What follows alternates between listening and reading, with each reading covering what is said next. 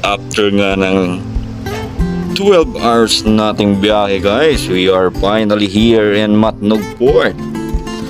Statawid nga tayo mula dito hanggang Allenport naman. Pagdating naman natin doon na tayo magpapahinga at magre-rest kasi alam nyo naman na medyo malayo yung tinakbo natin, kaya kailangan natin ng pahinga. Hindi pwedeng tuloy-tuloy, mga adik lang ang gumagawa ng tuloy-tuloy kasi bangag na bangag yung mga yan.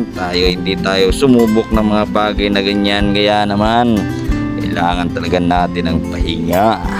Matapos ang 2 oras na biyahe sa Roro, pagpasensya nyo na at di ko na nakunan to kasi tinulog ko na lang doon sa loob ng Roro yan.